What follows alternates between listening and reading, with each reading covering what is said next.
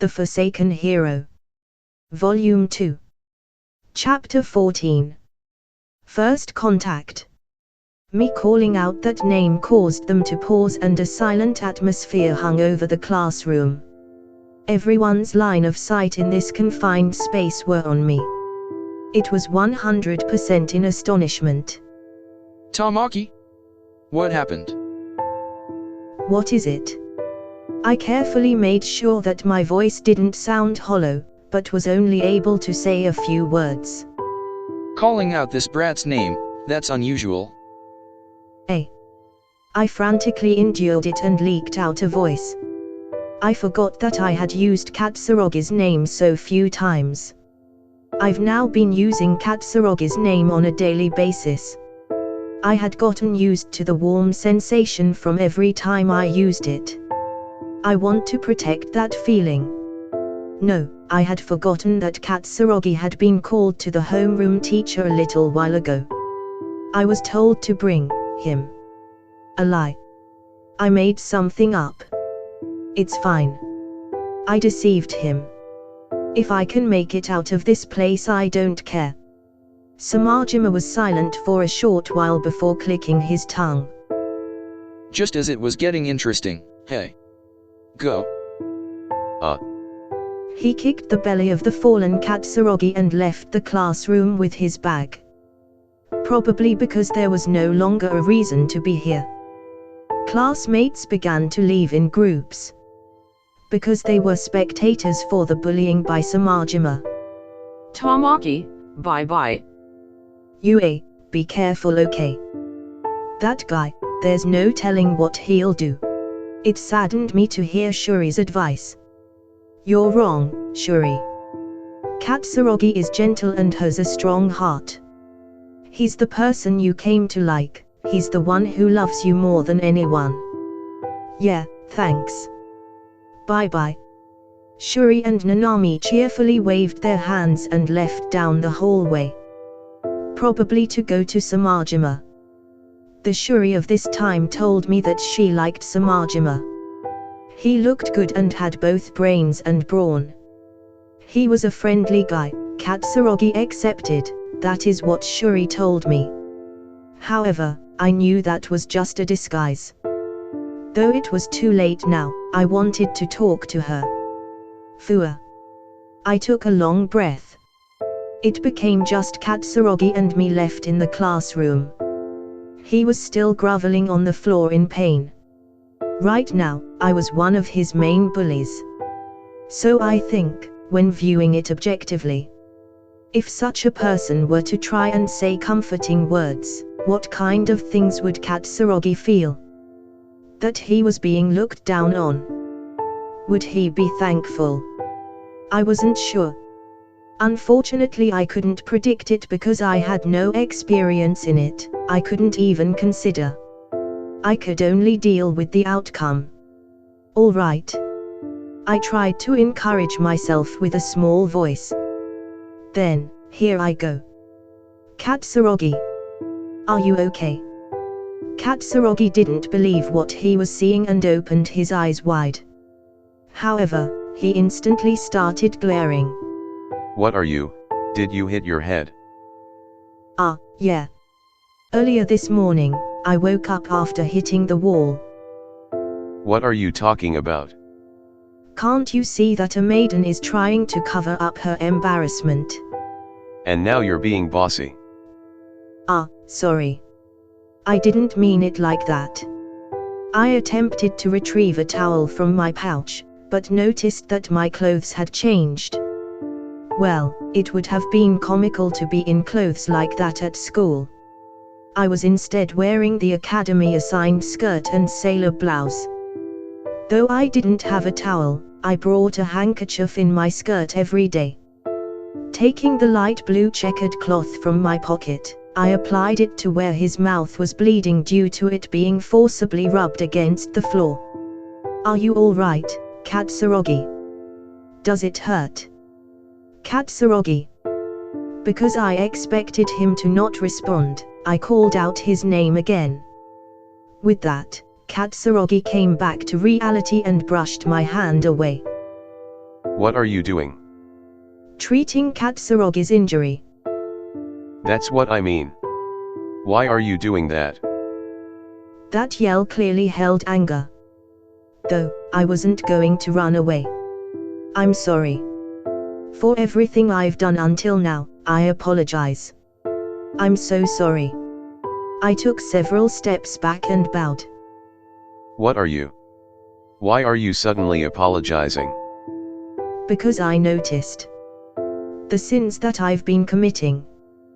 What you are saying? I don't get it. That's fine. You don't need to forgive me. But, let me treat you. I'll be worried if that festers. I moved to put the handkerchief that Katsurogi brushed away back to his mouth. However, he took it and wiped the blood off himself. Katsurogi put the handkerchief into his pocket as it was. Don't think that I am indebted now. I don't mind. I had no such intention. Katsurogi sent me an apathetic look. Hey, you. Tamaki Uina. Call me what you want. Were you serious about feeling bad for what you did to me? Yeah, that's right. How many times do you want me to apologize until you are satisfied? Then, let me hit you one time. Katsurogi spread his mouth in a smirk and smiled vulgarly. If it was the other one, since his looks are good, I'd end up charmed by the nihilistic smile, but here, due to him being a pudgy blob of fat, it wasn't handsome in the least. That gap between the two made me unconsciously smile bitterly. Are you looking down at me? No.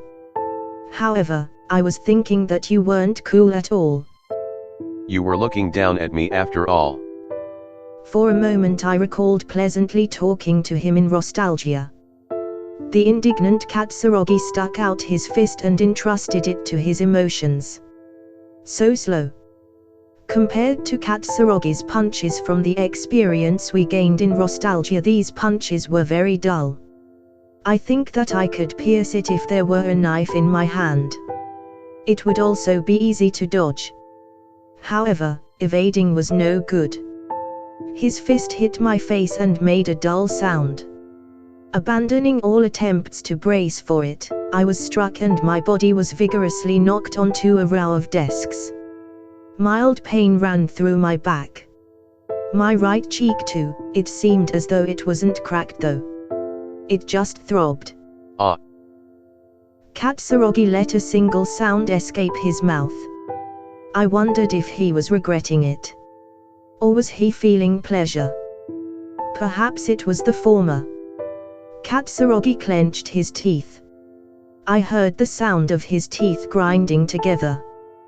Why didn't you avoid it? If it's you, you could have easily done that. Because Katsurogi said he wanted one hit. Wouldn't I think you were lying? Why? Answer me. Because I couldn't convey my feelings to Katsurogi. I truly meant my apology. Even if you suddenly said something like that. I know that you are teasing me. I wonder what kind of emotions are swirling inside of him to shout like that. Just before this I was treating him like garbage. Even if the attitude of the hateful person who was bullying you did a 180, I wouldn't believe it. I would absolutely suspect there was some underlying reason. Katsurogi surely thought that as well. Bewilderment. Suspicion. Hatred. I think those sorts of things were running rampant in him. I want to rid him of those negative emotions. I want to restore the Katsurogi from before I came to this place. Yeah, that's why I don't mind. Even if you don't for now, I want you to come to believe in me little by little. Annoying. Don't talk to me anymore. I won't stop. I want Katsurogi to enjoy his school life. Enjoy it? My school life? I don't want to hear that from you. Abusing me to the point of violence, now you want me to have fun. He drew close to me and grasped my collar, pulling me into a falling state. Don't fucking joke around. I'm not joking. Never do something like this again. I want nothing to do with you. Don't wanna. I got it. I forgive you. It's fine with that. Stop talking to me already. That's not it. I didn't apologize because I wanted forgiveness. I apologized to you so that we could smile together. Enough already. Katsurogi grew impatient at the repeated answer, took his hand off of me, pushed me, and picked up his bag to leave in a rush. Hang on. Katsurogi stopped moving at my statement. Katsurogi. You don't have to hold it in if it's painful, you know. You can open up to me. Without giving any particular response, Katsurogi began moving again and left the classroom. Checking that I could no longer hear his footsteps, I looked up towards the ceiling. I wonder if the first contact went reasonably. Yes, reasonably was the impression I got from that. Because right now, I think that Katsurogi was also surely troubled. I won't aim too high. Because someday, Katsurogi will definitely understand me. Well, the simple analysis is over. Hey, they didn't put anything away. Looking at the disorganized desks and chairs, I sighed. I think I should probably fulfill my duties as the committee chairman now,